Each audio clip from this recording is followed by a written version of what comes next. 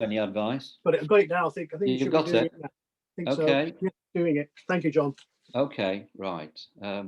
Well, the title is Lockdown Walks, Clues to Our Past in Dronfield's Local Landscape. Very conscious, I've got members of the U3A walking groups here who know our local area very well. So please, if there's anything that I say that you can add to, please do that. I just thought that this started last March, didn't it? But it gave all of us an opportunity to get to know our local area, perhaps even better than we do already. And I think because we were in our local area, I think it enhanced our sense of place. And I think we've all enjoyed discovering places that we'd not been to before. I've been on streets in Dronfield I've never walked on before, I'm sure, and footpaths I've never walked on before. I'm sure other people feel the same. And of course, there's so many choices in terms of where you might walk. What I've done for this talk is to choose two walks and to look at some historical features along the route. The first one takes us from Mill Lane through Frithwood up to Summerley to Appinole, down to Unston and the mineral line that used to serve the coal mine there, and back along Callawhite Lane.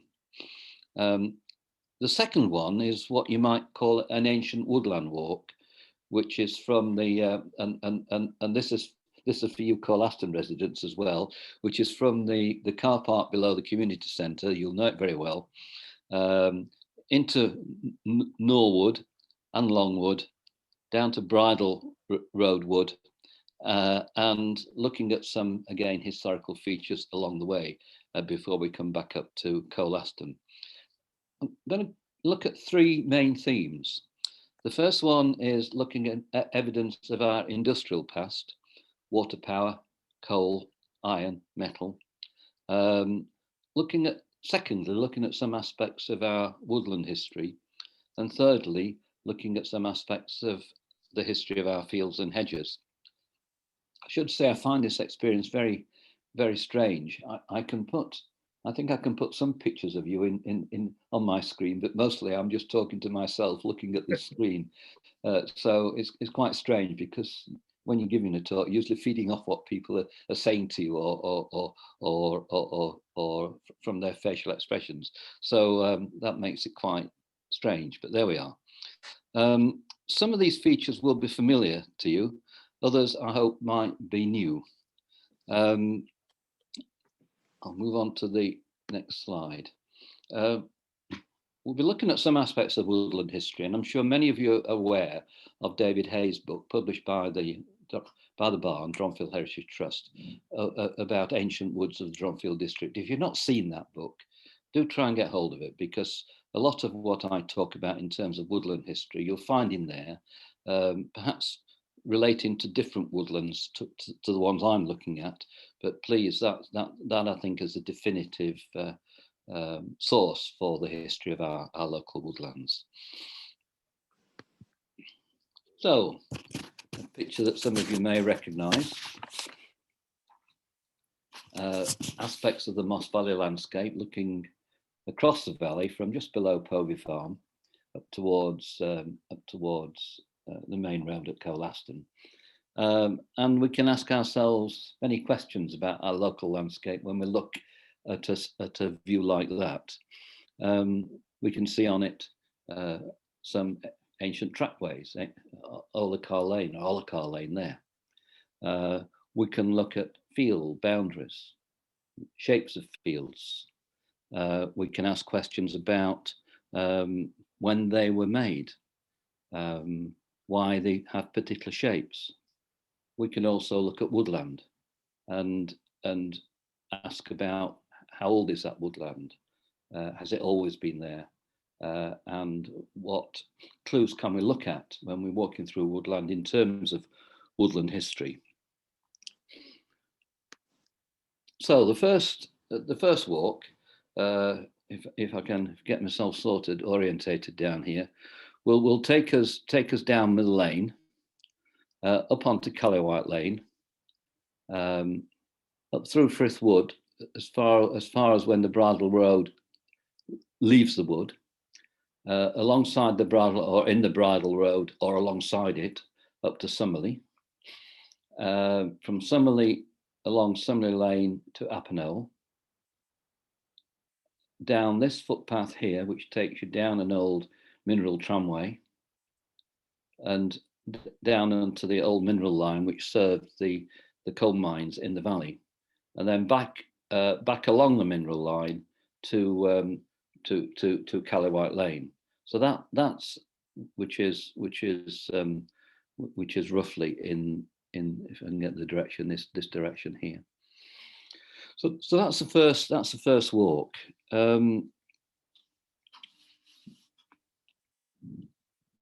One of the things I want to come back to, which I can pick up on here. Can you all see that arrow, the cursor I'm using? See, is that cursor viewable, John? Yes, it is, John. It's fine. It is fine. Okay.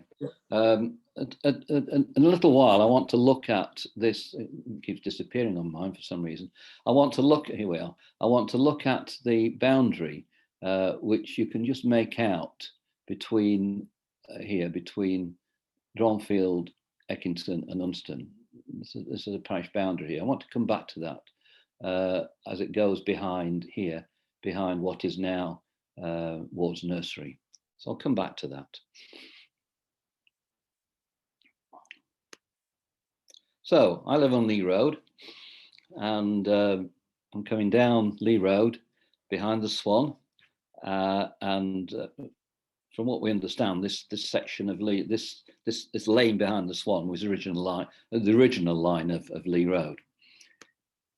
Into Mill Lane, down the steps, which are not very well looked after these days, but is quite an ancient route into Mill Lane, and into Mill Lane itself.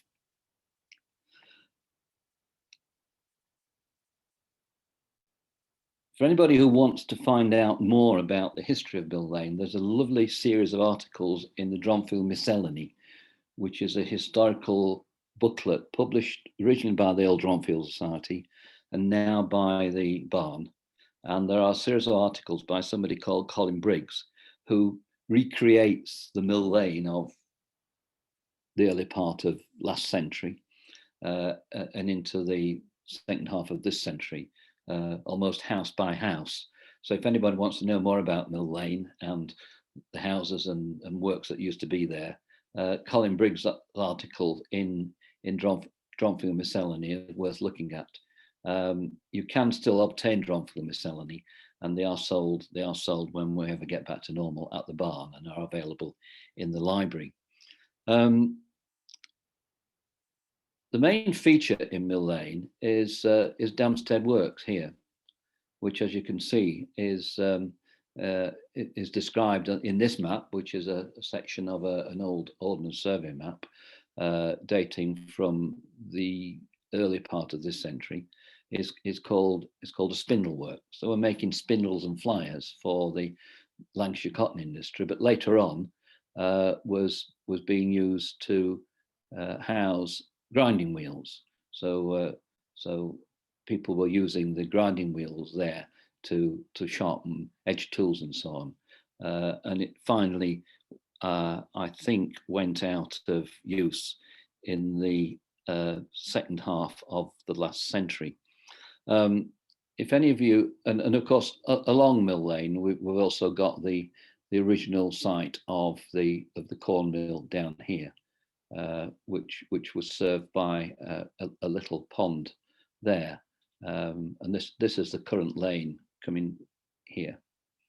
But of course, and these are the foundations of the steam driven engine which serviced the works that were in Mill Lane, and those of you who walk through there will be familiar with that.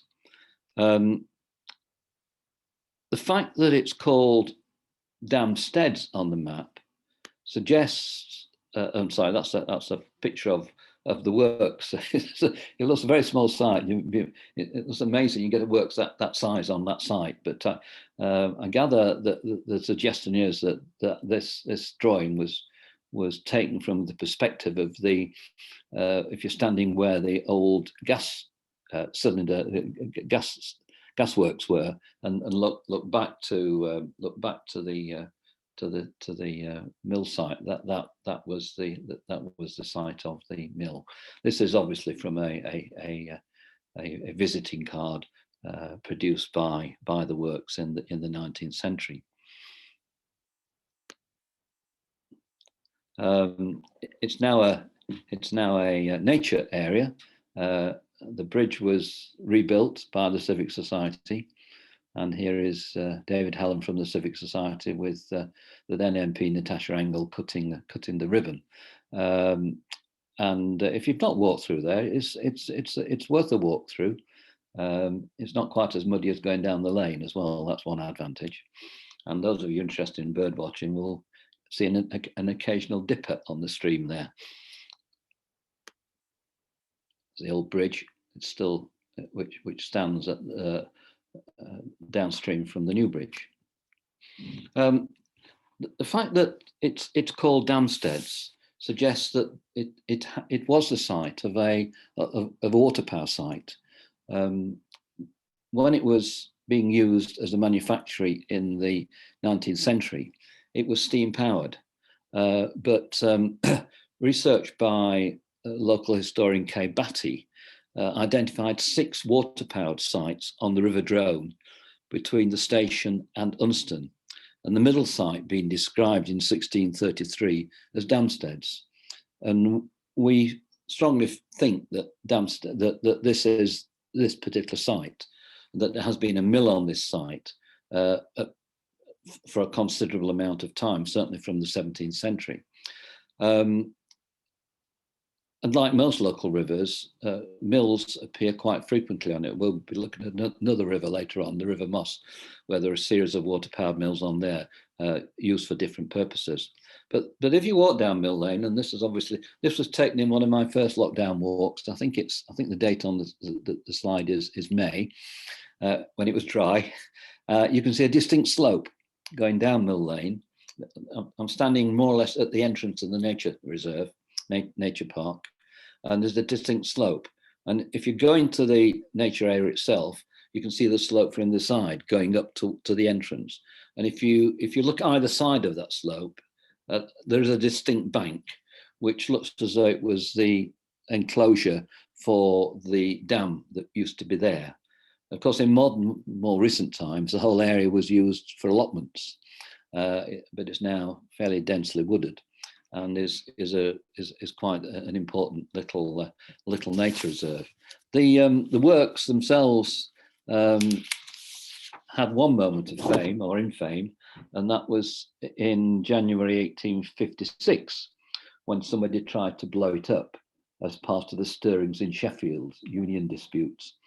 Somebody, if you look at the location of the site, it sits well below the main road above, and the chimneys would have protruded more or less up to the level of the main road. So it's quite easy to drop a can of gunpowder down the chimney, which is what somebody did.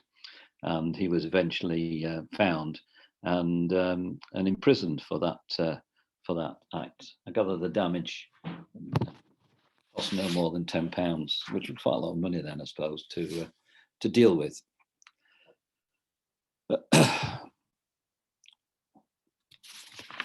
Moving on. As you go along the path along Mill Lane, of course, you pass under the Midland Railway Viaduct. And I sometimes think I think David Ingham will support this. I think we sometimes underappreciate the significance of the railway architecture in the town, and this viaduct is one example of that. And the wall that goes behind where I've taken the picture is huge, substantial stone structure, as is the viaduct itself. And it's an interesting construction, and I think is is underappreciated, as a lot of the railway architecture in the town is. When the Midland Railway, what's on the Midland Railway, I suppose, when Network Rail were considering the electrification of the Midland Line, English Heritage did a survey along the line and identified a number of features along the line in our area as being important. For example, the Lee Row Bridge is listed and is described in that report as part of the fabric of the town. That was quite important when, of course, the discussions were going on about the possible relocation of the station to accommodate electrification and the potential for taking that bridge down, because the new trains wouldn't go underneath it. So I'm not sure where all that's got to, but that's just an aside. Moving on, Callowhite Lane. Callowhite Lane in lockdown. This was a working day. I know you can always take a picture when there aren't any cars, but it was quite new. Everything was locked up.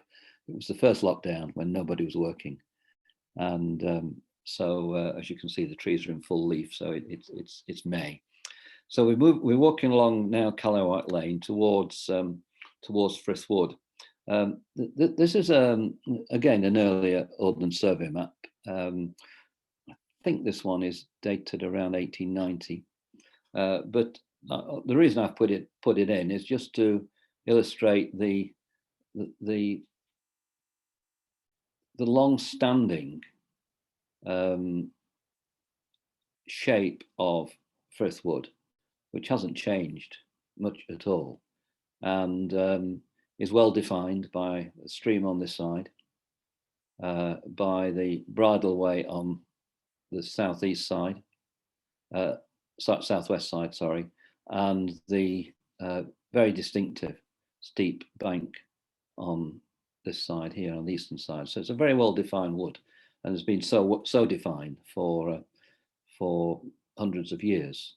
It's also interesting, of course, looking at an old map to pick out, of course, it's before any of the Holmesdale estate was built.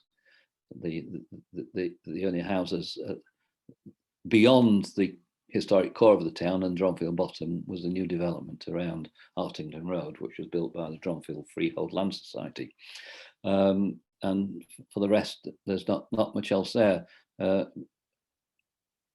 Mike Romano, they're probably your houses there, are they, on Green Lane, I think.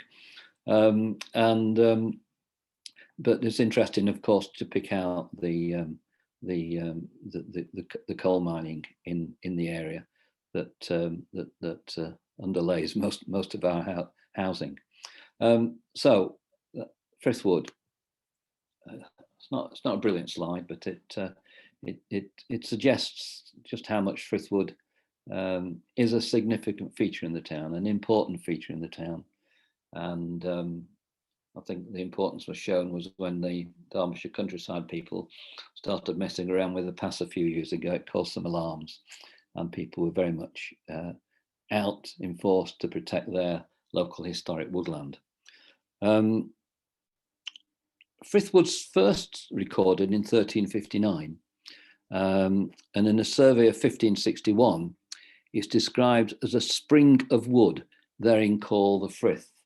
And that use of that term spring wood is quite significant because it applies to a lot of our local woodland. Spring wood is wood that is coppiced frequently, usually on 7, 14 or 21 year rotations, and grows back. So if you coppice most trees, they will produce a number of poles from the coppice stool, and that's what was obviously being done in Springwood in 1561 when that survey was made. I'll come back to this, the idea of springwoods. And the other feature of our local woodland is that it is ancient, and we have ancient woodland indicators such as bluebells and others, wood anemones, sorrel and so on, which indicate ancient woodland. Today, of course, it's not coppiced, although there are some rare examples of coppice stools as there, but mostly our local woodland is.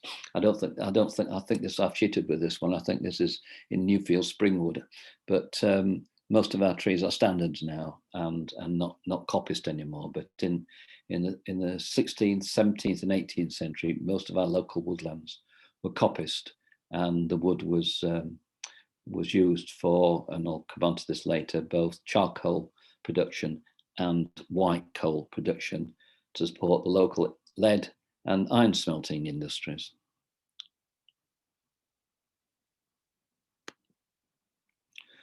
This is one of those distinctive boundaries I mentioned in Frithwood, and that's the boundary along the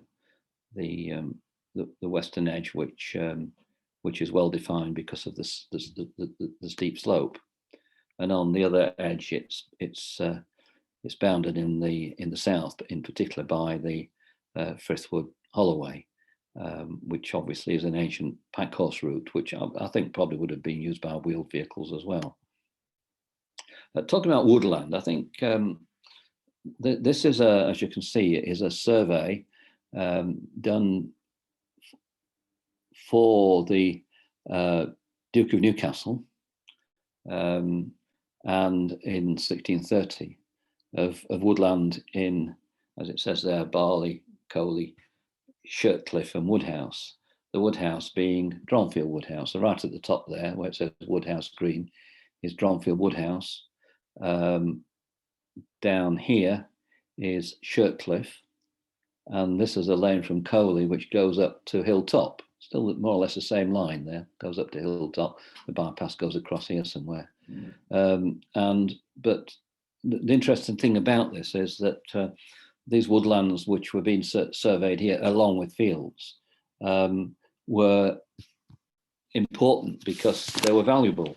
And the survey that William Senior, the senior surveys are today, the survey plans are found in the Chatsworth Archive.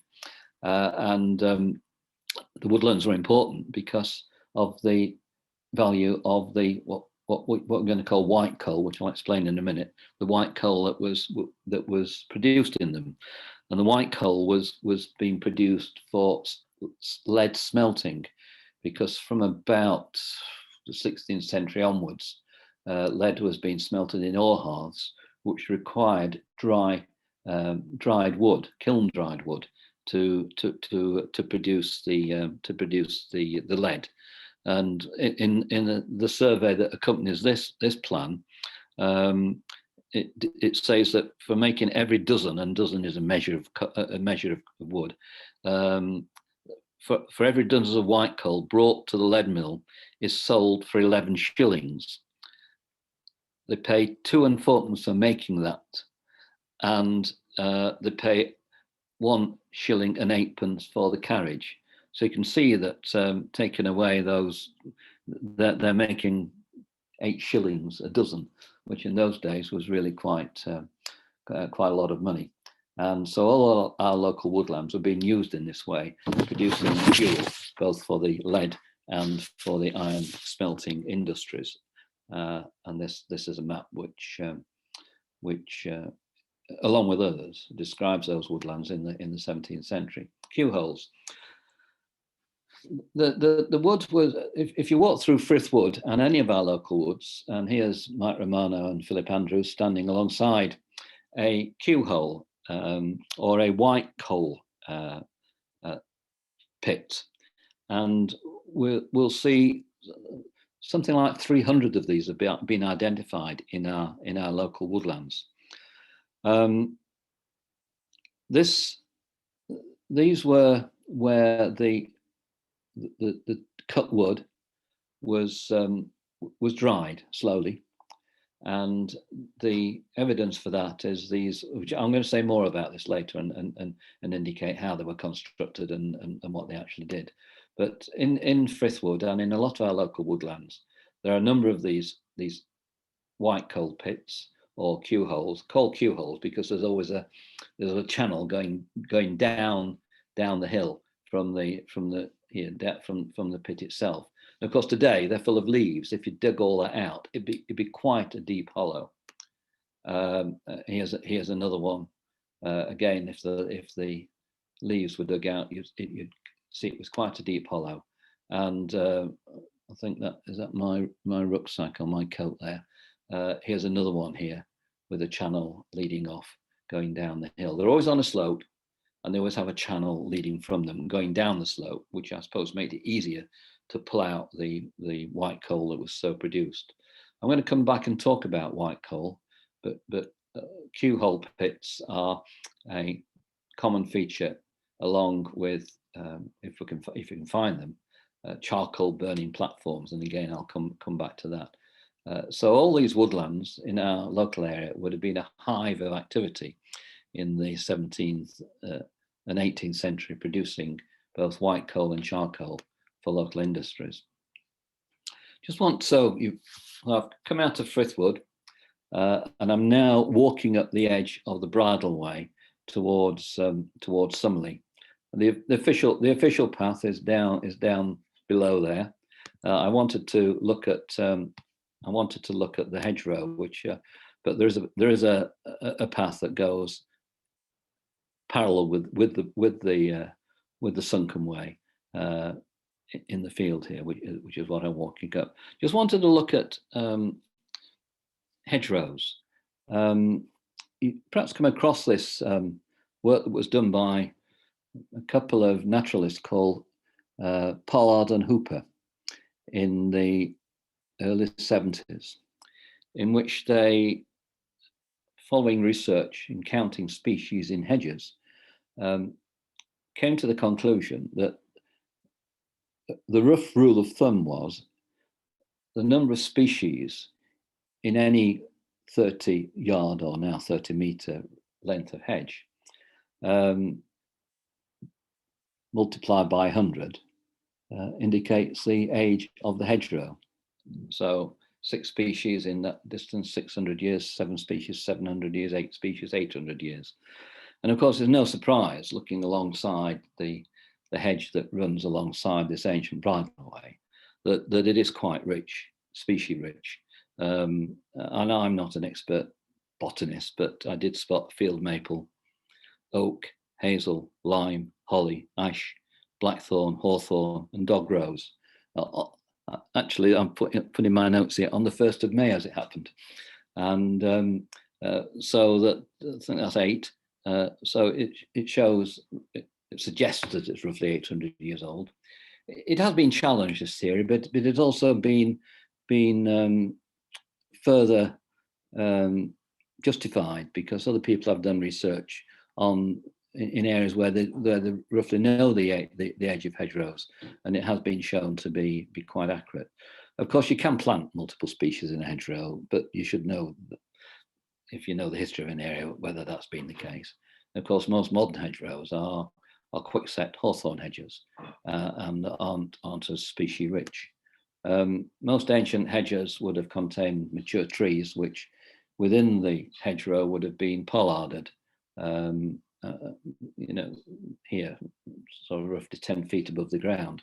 I noticed today I was walking across Gosforth Fields along the footpath, up the footpath alongside Gorstybridge School. I noticed a number of pollarded oaks in that ancient hedgerow. So the standard trees were left in there, but were pollarded.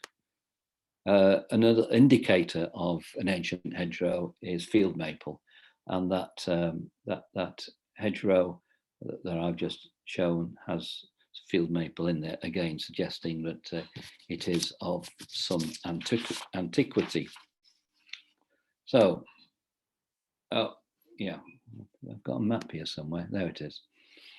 I mentioned earlier about the parish boundary between Dronfield and Eckington and Dronfield and Unston, and the parish boundary here between, I think this must be probably Unston and Eckington at this point, runs below Bentley Hall Farm and runs along this field boundary below Ward's Nursery, and eventually joins up into the main road, Snowdon Lane as it's called.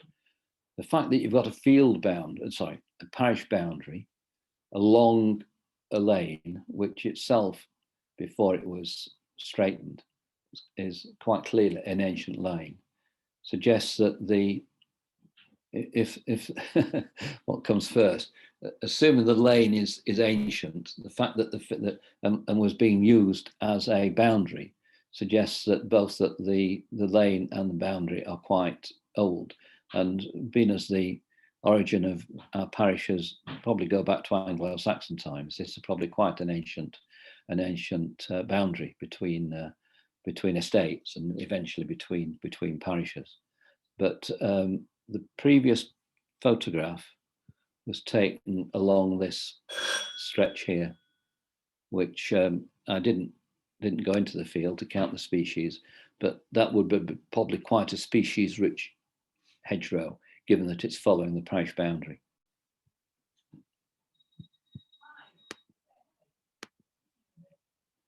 But there are, of course, also within the town, stretches of ancient hedgerow. This is the one alongside the wetland area, just above the viaduct. The wetland area is here, and this is a path leading to eventually to Gosford Fields. And of course, in Sindlefingham Park itself, there are some ancient hedgerows, which it might be worth a species count, with some really large oak trees in there as well. Again, the remains of the field boundaries that were there before the estate was built. Summerley, I'm not going to say too much about Summerley itself. Of course, it's got the ancient Summerley Hall, which we have some documentation for, which is on the right there. Summerley Farm here, which I think at this time was for sale for about £1 million, I think, and the place across the road about a similar price. But I put this on in order to another field maple hedge. This is along the lane leading to Appinall. That's just an aside to suggest again that's an ancient hedgerow. But what I wanted to talk about at this point was the view from Summerley towards the fields above Unston. This is what was historically, and James Singleton probably knows more about this than I do, but it was historically the North Field of Unston. The distinct, and there would have been other hedgerows within there before they were taken out, and up here on the top. But the interesting thing is they are quite distinctly curving, and ancient strip fields often are curving, and I'll talk about that in a minute. But it's a very distinctive curving field there, and these were historically part of the North Field of Unston, which of course we're trying to argue when those of us who are attending the planning inquiry about the Green Belt work, trying to argue that this area is historically important because of that. I don't think it's held much water, but we'll see. Of course, the other interesting thing here is just over here, a little area called Hardhurst is where there was found a Mesolithic Middle Stone Age site in the 70s, and the observant of you still walk down these fields. You look down after it's been ploughed, you will still find some flint scatter there. Fields tell us a lot about the history of our local landscape. This is a slide taken of an area of Holy Moorside. This is Holy Moor itself, these square fields. This is an area beyond Holy Moor, which you see have got is rather more wooded, irregular fields. And on the hillside here at Wadshelf are some quite clear strip fields, which were presumably part of the open field of Wadshelf here. So you've got the three classic field shapes that you find in this part of the world. In the foreground, classic example of parliamentary enclosure, that's enclosure of fields usually taking place in between around 1770 and 1840. when private acts of parliament were passed, which enclosed what were formerly commons and wastes, and because it was all done at one time, it becomes a planned landscape, and that's quite clearly a planned landscape. And sometimes in those planned landscapes, new farms were created, as here and here. Beyond that is a rather more irregular landscape of small fields which were carved out of woodlands over centuries. And some of these field names will be typical woodland field names, such as ridding and stubbing. And then on the hillside here, the strip fields you associate with open fields, and most of our little settlements would have had a little area of open field, cultivated communally by the inhabitants of that village until they were eventually enclosed. And they're enclosed. When they were enclosed, it sort of fossilized the open field strips. So we can learn a lot by looking at the shapes of our field boundaries. This is another senior map, William Senior map, 1630, and this time of Stubley. I've put this in to indicate that Dronfield has more of that irregular landscape carved out of former woodland, with irregular ancient enclosures, with little evidence of open field.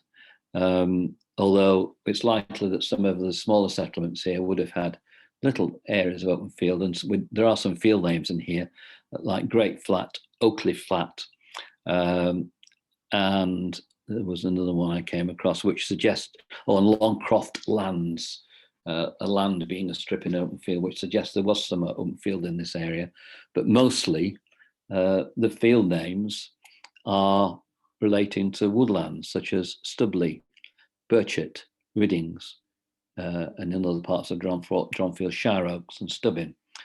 And of course, when we looked at Summerley just now, that is another suggestion of woodland clearing, because the lay element of it means a clearing, and the summer element of it suggests summer pasture. So you've got Summerley and Summerwood, which would be pastures in the woodland clearings. Again, we're talking about medieval times here, centuries ago.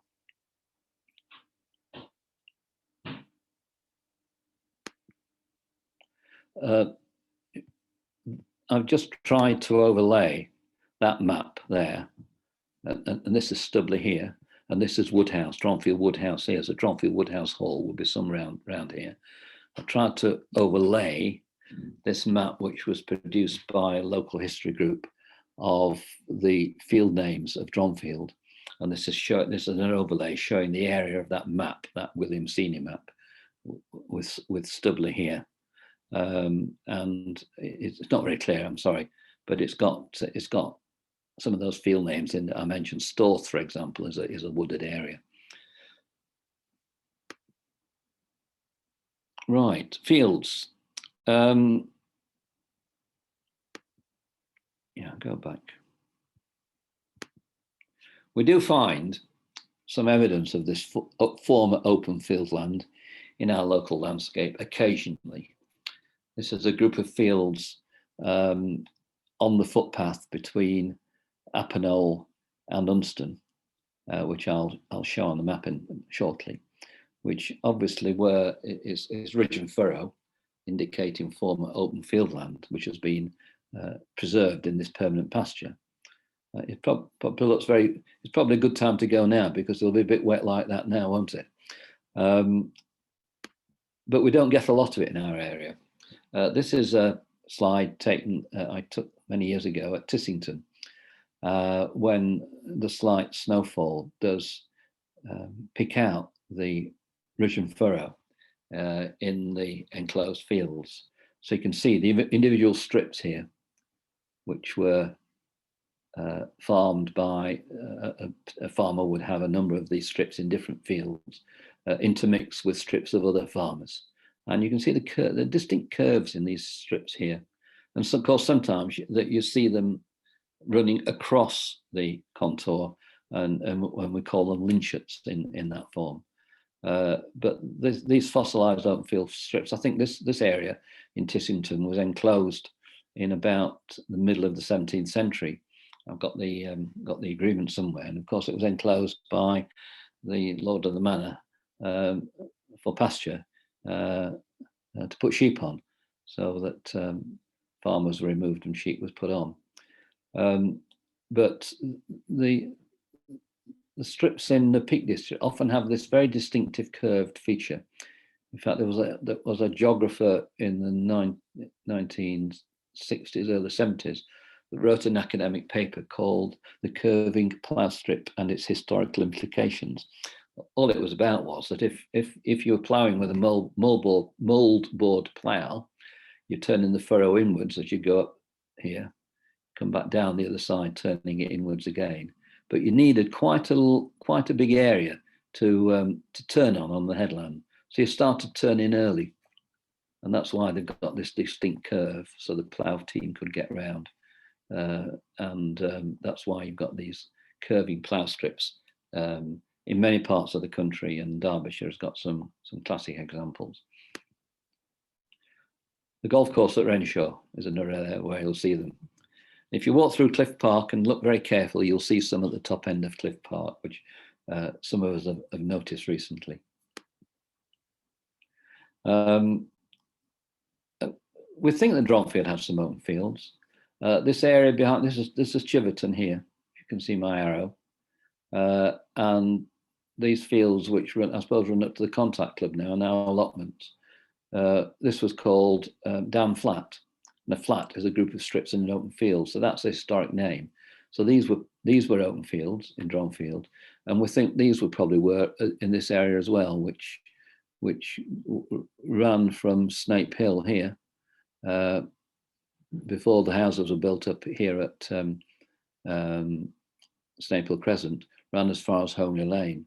So there are examples of strip fields in around the town of Dronfield. It's a lovely aerial photograph of this. I should leave it on for longer because I'm sure you'd like to look at it at length. Looking at the houses behind High Street here, the allotments here, Farwater Lane.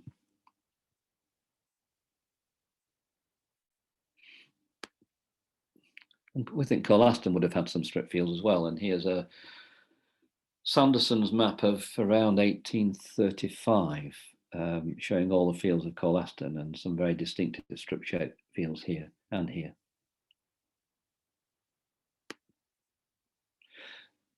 And while we're talking about hedges and fields, we can sometimes pick out in our hedgerows examples of where the hedges have been layered or laid.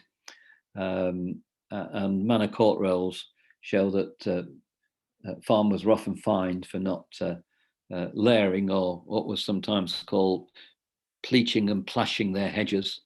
This one's up at Ouslebank, which I took recently. These are on the fields below Sumley going down to Unston. I took that some years ago. I think this is the same stretch of hedge. I didn't realise I got two slides of it. And again, an example here of a hedge that's been layered in the past and obviously hasn't been layered recently. Again, this is just above Half-Acre Lane at Unston. And that's what, and of course, we're still seeing examples of hedge laying done well in our area. So the next stretch is, and how we're doing for time. Right. The next stretch, after walking along this lane, Sumley Lane, to Appinole, and then taking the first right here, there's a farm at this point here, and then the field, the path down to Unston. Those strip fields are somewhere here,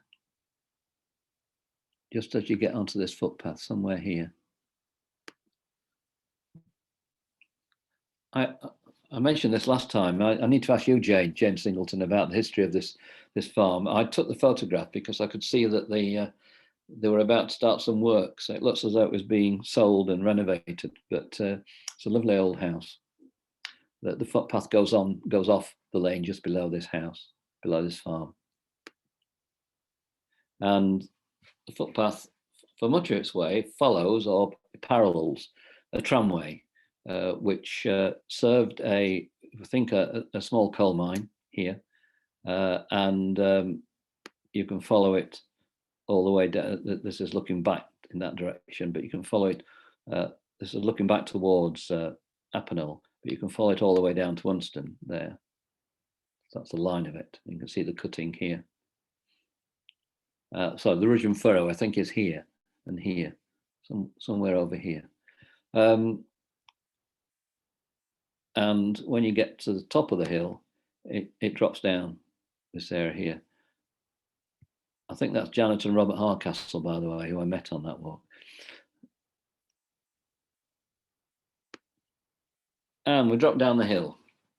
And since last week, Jane Singleton's helped me out with some of this, so I'll credit that now. But one feature of our local streams is ochre, and they're iron stained because I've mentioned the iron industry. Of course, the iron was found. We need Mike Romano here to tell me the geology of this, but the iron was found alongside the coal in the local area and outcropped, and here it is issuing out of what is now a bricked up entrance, and you see it flowing down the hill. I'll show you on a map in a minute. That's before it was secured with that iron grid. And a few years ago, people from the Peak District Mines Historical Society gave me these slides. They explored inside it, and this again is at the entrance. You can't do this anymore, and that's inside it with his Davy lamp and the beam supports here. I think it's standing in water there, as you can see from the reflection. It's a bit blurred, this, I'm sorry, but last week when I talked about this, I called it a sough, which is a drain, which drains a mine from below to keep the mine dry. Jane Singleton has suggested, and I think she's right, when you look at that picture, it's not a sough, it's a mine. And here's a late 19th century Oldham survey map, which describes it as a day hole. You can see where we are. Here's the main road under the railway bridge at Unston, the old horse and jockey there, and Crow Lane there. But Jane suggests that, and has found some evidence that this day hole, or drift mine, or an adit, was digging out coal in order to fire the steam engines at what is called here Unston Mills, Harrison's Works. So thank you, Jane. We've added some more accurate information to that. So you can see this day hole if you drop off the mineral line down towards. There's a footpath at the bottom that brings you out by Harrison's Works. Here, footpath here, and the day hole is a boardwalk which takes you back towards Half-Acre Lane. It's just above that boardwalk. It's a bit of a scramble to get in there, but that's where it is. And so it's not a sough. We think it's a drift mine or an adit. And of course, in this area, as we know, there was a series of mines, a deep pit, as well as another drift mine, which was called Unston Colliery. And many years ago, I took a photograph of the date stone, which at that time was in position over the entrance to the drift, dated 1912. It was then removed for safekeeping. I think that meant burying it, and then it was then refound, minus a chunk on one side, and has been reinstalled along the mineral line there. And there's a jolly team that put it back to indicate the location of Unston Colliery. Turning over because I've got some more notes.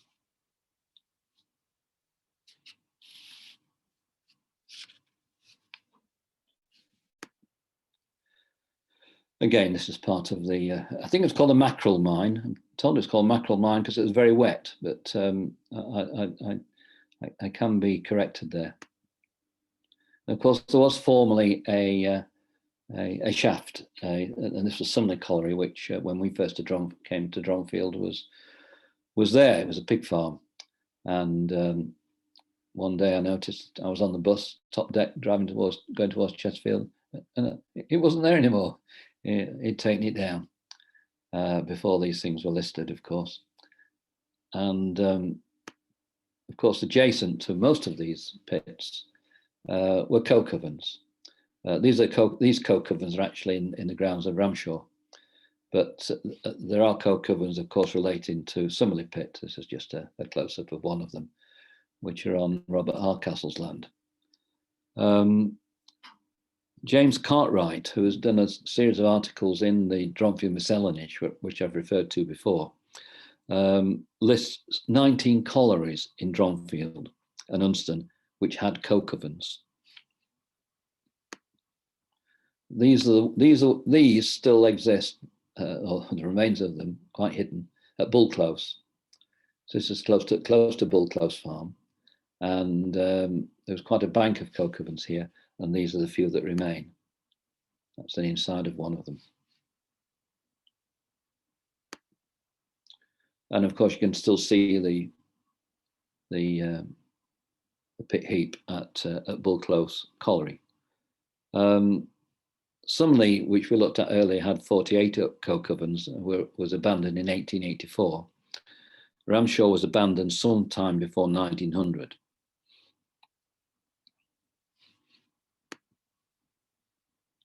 And of course, in Singlefinger Park, you've got the remains of Oxlow's Colliery. And several more collieries in the Dronfield Woodhouse area, which you can still see evidence of. So back to Callawhite Lane. I'm crossing the old mineral line there, which you can see on either side, and home.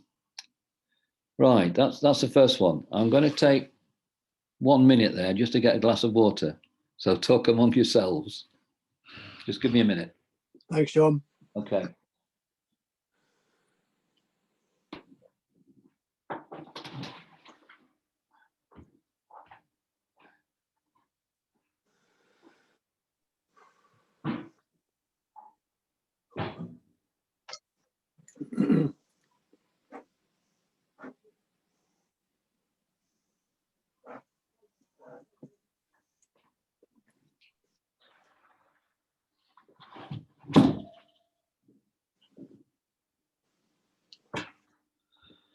Okay. I hope you haven't sent anybody to sleep yet. Right. No. Walk 2 is a walk from Colaston, which takes us across the fields. Very muddy at the moment, isn't it? Down to Norwood, which is there. Woodland Trust owned. Into Longwood, crossing the Derbyshire-Yorkshire boundary here. Of course, historically it was all in Derbyshire. And through Longwood and down to a little area here, which is called today Dowie Lum, which is an area between the woods, that little triangular area. And then I'm going to talk a little bit about this area here, where Bridle Road Wood joins the other woods. So the first part of the walk is into Norwood here. This is it's a bit faint, I'm sorry, but it's a 19th century 25-inch Ordnance Survey map, just to show you that the woodland boundaries haven't changed that much.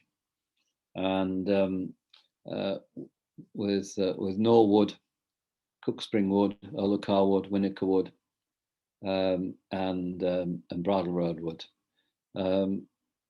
When some of us were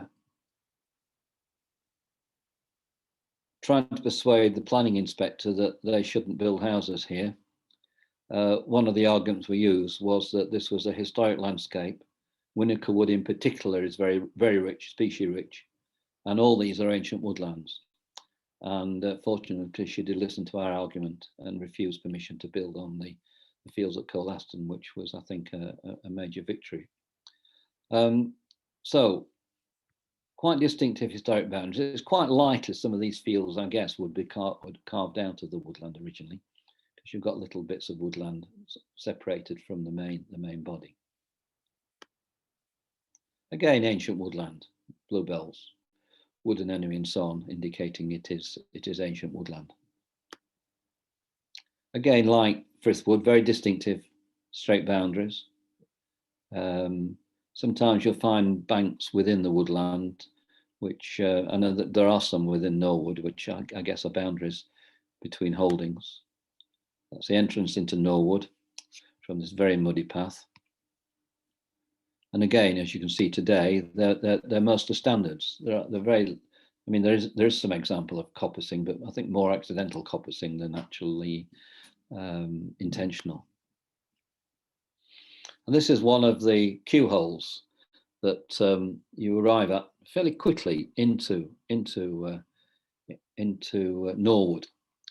They were first investigated by somebody called Timperley in 1952, who wrote an article in the Derbyshire Archaeological Journal in which he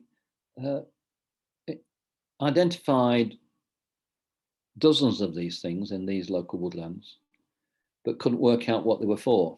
He excavated them, and he came to the conclusion that there was some form of, and I quote him here, ritual memorial, possibly in connection with cremation in a culture of the megalithic fertility type. Well, he obviously went out on a limb there, but to be fair to him, he actually did excavate them and show their structure quite clearly. Later on, there was somebody called Franklin in 1991 writes an article about them in which he says that the Q holes are always found in old coppice oak woodlands, which also contain charcoal pits or charcoal platforms. And he recorded something like 400 Q holes in the woodlands around north and south of Dronfield. And that they date to between 1660 and 1730. Holmesfield Park has a good collection of these woodlands, of these Q holes. I think this is the same Q hole pit. I took this picture many years ago, and not very well, as you can see, but I think you can see the depth of it, when you take all the leaves out, and it's a huge pit, and they'll all be like this. And this chap Timperley did excavate them, and this is an excavation of one of these Q hole pits in Norwood, showing you how it's been dug out, and that it's dug out well into the bedrock. Drew diagrams of them, showing how they've always got this tail, which leads down towards the stream. But they're roughly circular in shape with a tail, which is widely described as a Q hole. And here they show them in cross section as well. But as I said, they're usually found in woodlands which also contain charcoal platforms. Longwood, which I showed you on the map, did have a significant number of charcoal platforms. They are difficult to see, and the best way to identify them is if you find a flat area of land, is to take your trowel and dig in to see whether you can find any charcoal in there. The white coal is essentially kiln dried wood used in the smelting of lead ore. Lead ore hearths were introduced in the late 16th century through to around 1740 when cupulas were introduced for smelting lead. And Q holes have been found in other lead smelting areas such as the Mendips and the Yorkshire Dales. And as we know, Dronfield was quite an important centre in terms of lead smelting, given that some of our main historic houses were built by people who made their money in lead. The charcoal was produced for the iron industry and for iron smelting in water-powered iron furnaces and forges. And the main furnace in this area was that which was built by George Sitwell in the 17th century at Foxbrook near Eckington. There was also another furnace built at Plumley in the Moss Valley, which I think was not used for many years. So the lead furnaces and the iron furnaces produced a huge demand for timber to produce both white coal and charcoal, and so these local peaceful woodlands would have been a hive of activity in the 17th and 18th centuries.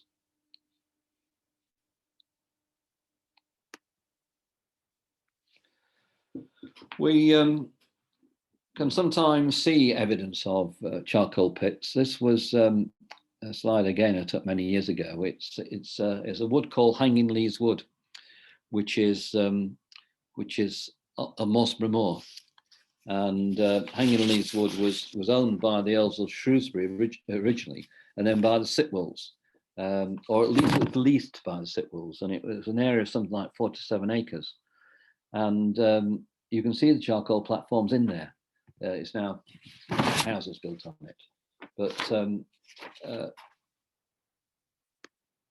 and that's a photocopy of an aerial photograph of the same area of woodland, showing the charcoal pits, charcoal platforms in there.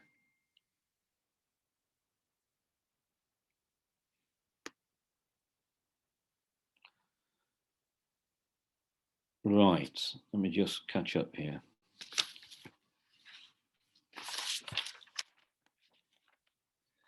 I pointed out on the map a little area of open land which local walkers will be very, very familiar with. It's called Dowie Lum today. Historically, it's called Dowell Home. And it's an interesting small area of open space between the main woodlands in the Moss Valley. Just a few pictures of it in different weather conditions. Again, bluebells indicating ancient woodland, perhaps originally was woodland. But we know this area was, from quite an early date, was used for iron smelting.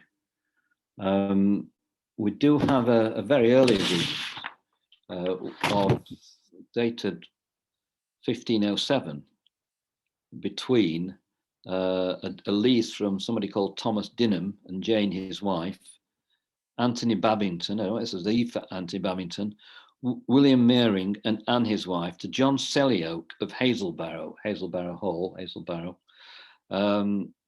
of a site of a smith place to build an iron smithy, both bloom hearth and string hearth, in a close belonging to the Lessers called Smithfield. and also of the course of the water called Mossbeck to turn the said smithies. So here we've got at a date of 1507, an agreement to build a smithy for smelting, well, I guess a furnace really, for smelting iron, and then the associated smithy. And these fields here, this is Dowlholme or Dowlholme, this is Longwood, this is Bridle Road Wood, but these field names, which we've got from a William Fairbank map of the early 18th century, called Little Smithyfield and Great Smithyfield. And the field below, in the wooded area by the stream, is called Damstead. And we've come across that word Damstead before, haven't we, on Mill Lane? So we think there's been some ironworking activity in this area from quite an early date.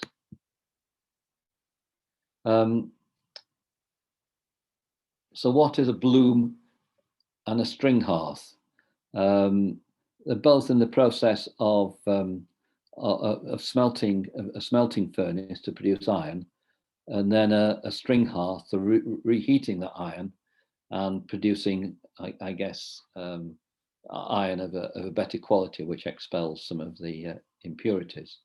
This is a diagram of a bloom hearth and string hearth at Rockley in South Yorkshire. And that's showing the sort of structure that you might find in there. They're not quite sure what that is, what the hole is for. And they were then replaced by the mid-17th century by, I suppose, the origin of the blast furnace. And this is a furnace at Rockley, near Wentworth Castle, and it's there. You can go and see it, and it is the prototype blast furnace in which limestone and coke and limestone coke and ironstone was used to produce pig iron, and that was the next move in terms of technology, and there was a furnace similar to this probably at Foxbrook near Eckington. Moving on in that same area, there was then an agreement made in 1604 to build a weir and dam at Dowlholme for the purpose of a wheel to drive a corn mill and a wheel to drive an iron works. And this is just I've just copied a part of that agreement that is found in Sheffield archives. And this is Great Smithyfield and Little Smithyfield beyond it, or is it the other way around? This area up here, I think, was open cast, and this woodland is quite late. So it was open cast for coal at some stage. But looking down from the Smithyfield, this is onto Damsteads, which is where I think, I've not found done any research on it, where I think that early iron smelting operation from the early 16th century and the later operation, which I've just mentioned from the early 17th century, took place. And if you ever sort of dig around down there, you do find quite a distinctive bank. It doesn't come out that well on the slide, and which probably was the bank surrounding the dam that existed at that point. Here's the River Moss, and here's what I think this disturbed area within Damsteads is probably the site of those ironworks which existed in the 16th and 17th century, but I've not found, as far as I know, nobody has investigated that.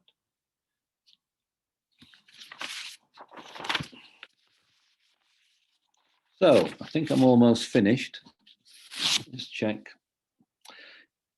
It's interesting that we've got this supposed example of a water power site in the Upper Moss Valley.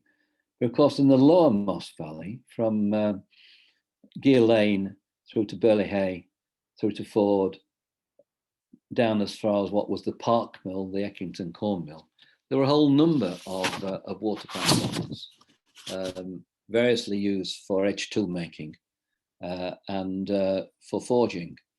In fact, those of you who know the footpath that comes down from Troy to Burley Hay will know there are two dams there called Skelper, and the actual name Skelp suggesting a forge hammer and the noise it makes. So there are quite a number of water-powered sites in the lower part of the Moss Valley, but we know very little about possible water power sites in the upper part of the Moss Valley, which this is an example of. We have in the past researched those water power sites lower down the valley, and they are quite well documented in various ways. But we don't know so much about these in the upper valley, but it's worth perhaps digging around for a bit more information. And finally, so next time you go for a quiet walk in our local woodlands, listening to the sound of bird song, I'm getting lyrical, and the wind in the trees, try to picture these woods as they were 250 years ago, with the burning of white coal and charcoal pits and the ironworks in the valley bottom, and it wouldn't be quite such a peaceful scene as we see today. I'll stop there. I'm very happy to take questions and comments. Thank you, John. Even better the second time around. A real tour de force. Thank you very much. Shall I come out of stop? Well, yeah, come out of your screen and we'll try and get people back. Stop share. Right. Yeah, I'm there. So if anybody has any questions for John or comments, would you like to unmute yourself and speak? Everybody's. No comments. Ah, William.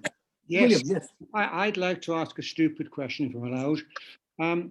You spoke quite a lot about lead mining and lead smelting. The question is, was the lead brought in from a great distance? Was it mined locally? Or where did it come from? The lead was mined in the Peak District, in the limestone area of the Peak District. The fuel for burning, obviously, as we've found, was found in this area. The lead smelting tended to take place, I guess, between Dronfield and the Peak District in places like Barlow.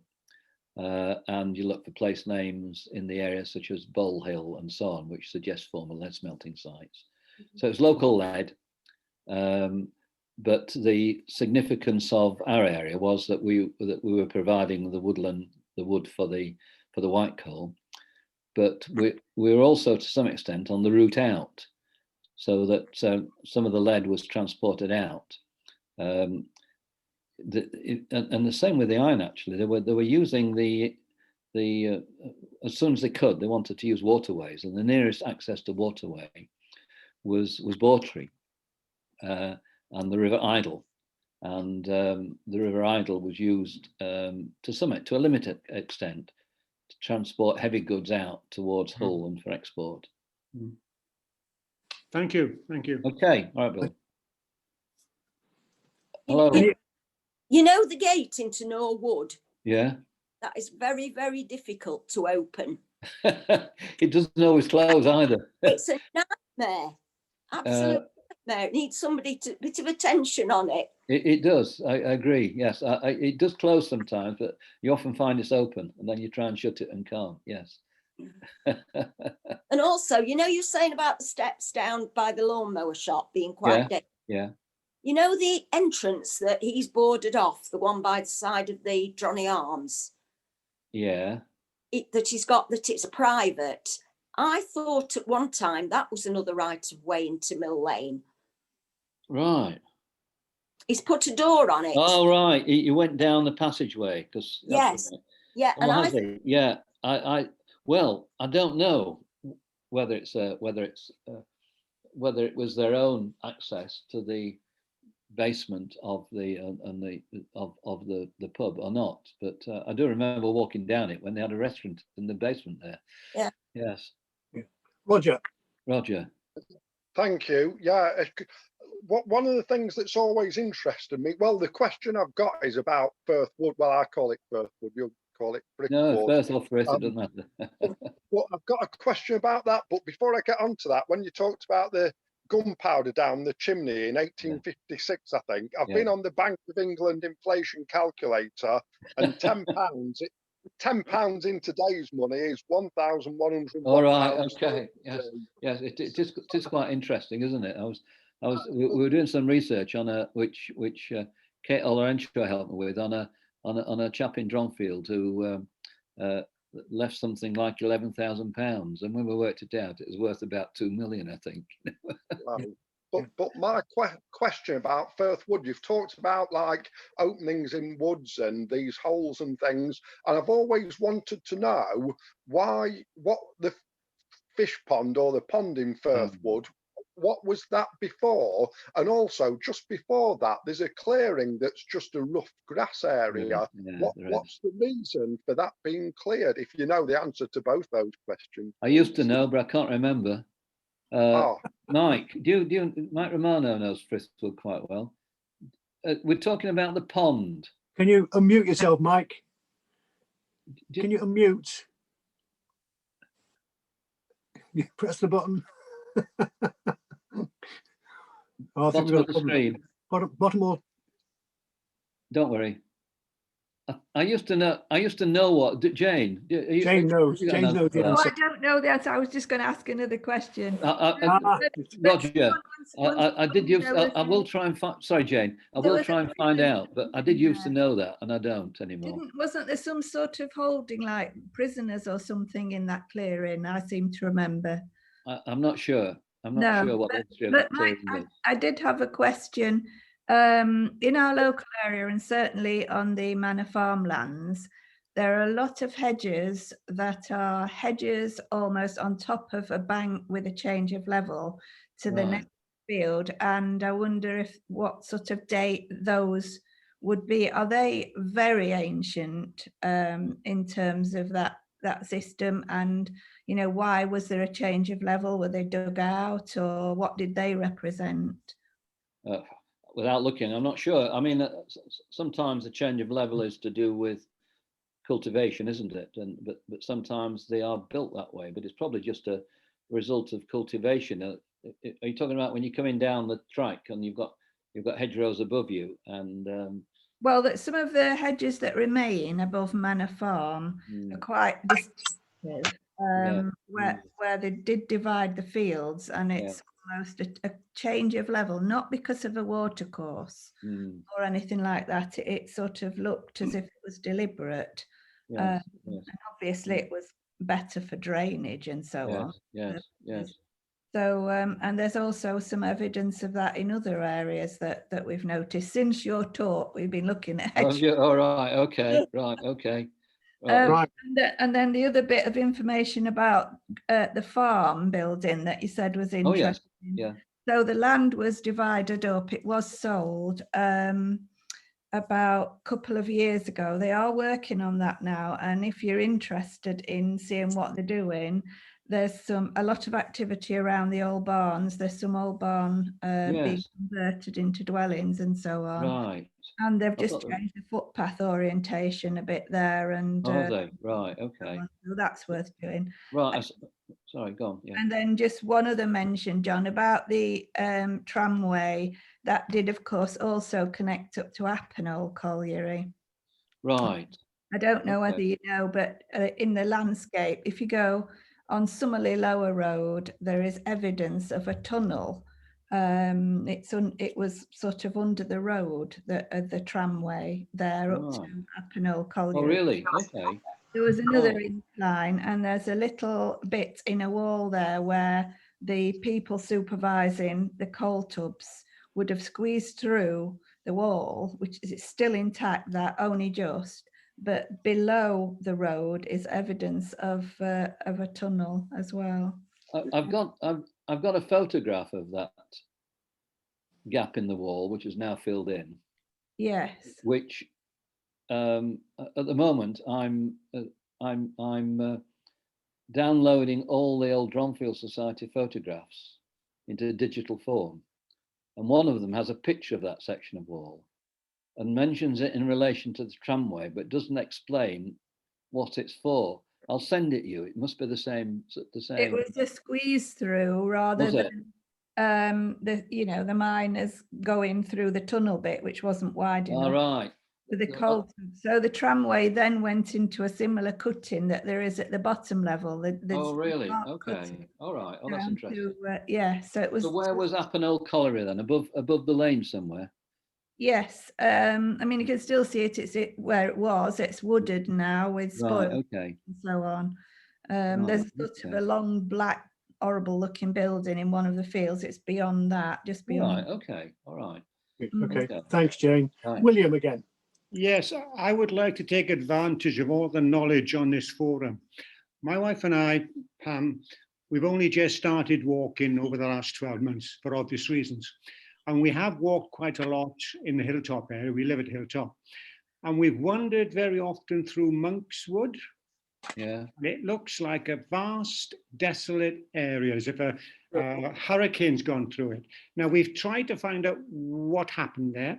And I've even contacted a few of the rambling clubs around here, but no one seems to know what happened to it. So does anybody know what Monk's Wood is all about? I've been told, but I'm sure other people have as well. Go on. I believe it's that a company or something called Euro Timber have come in and just absolutely desolated the whole thing. I mean, years and years ago, I had a horse and you could ride through there and it was like tree lined above you. It was absolutely beautiful. And now it's just like a moonscape. But I think it's something to do with this company called, I'm sure it's Euro Timber or something. And they've just gone in and it's a tragedy. It's terrible. Are you talking about going? Are you talking about going right when you cross the motorway? Are you talking about going right? It's up at the top of Hilltop up that end. I was told, and Jane, we were told this in the Civic Society. I was told, and I think it belongs to the Haddon estate, that doesn't it? I was told that they were taking all the larches out because they were diseased. So they're all larch. Yeah. And I was told they were diseased. Diseased, and that's the reason. That sounds viable because there are a number of trees just isolated, just still standing there. As if they've gone through and taken out disease. Which is what I concluded. Yeah. I saw somebody in a 4-wheel drive there when I was going through earlier this year. I should have stopped him and asked him. Yes, the adjacent landowner to the Peak Resort is a guy called John Allsop who owns that woodland there. And like you say, it was Peak Resort. And also, I think some had to be removed to make some sort of break so that it didn't affect the other trees. But I do know there's some activity up there. I think again recently somebody's been saying more trees have been cut down. Thank you very much. Thank you. I can now sleep at night. You obviously missed it at its best because it used to be a lovely wood to ride through. It was beautiful. Yeah. Martin, you need to unmute yourself, sir. Yes, I have done now. Well done. Just wanted to ask John, that was very illuminating, but for me, one of the closest and most obvious names to me is Sicklebrook, the higher up from the moss itself. And some of the workings there seem to be, relatively obvious. Can you tell us a little bit more about Sicklebrook at all?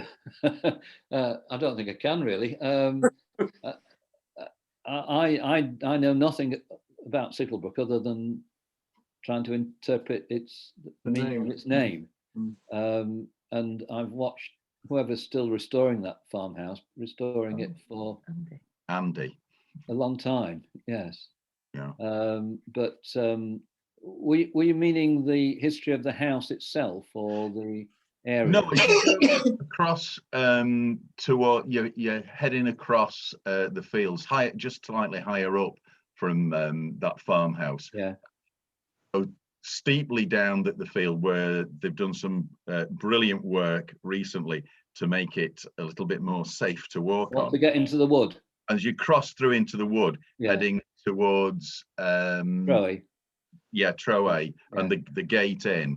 As you're heading there, you can just see where you cross the stream, and particularly to your left, there's the remains of what was probably the, you know, sickle and scythe grinding. All right, I didn't know works. that. I didn't know that. You right? Okay, I'll look next time. It's worth a look. Have they remade that path? You say? Yeah, as you go up or down the field, it Right. used to be quite Well, hazardous. Yeah. And they've done some really good work All right. recently. I decided not to go again after my last attempt. Right. Okay, that's useful. Thank you. A bit safer now. Yeah. Right. Okay. Thanks, Martin. Any other comments, questions for John?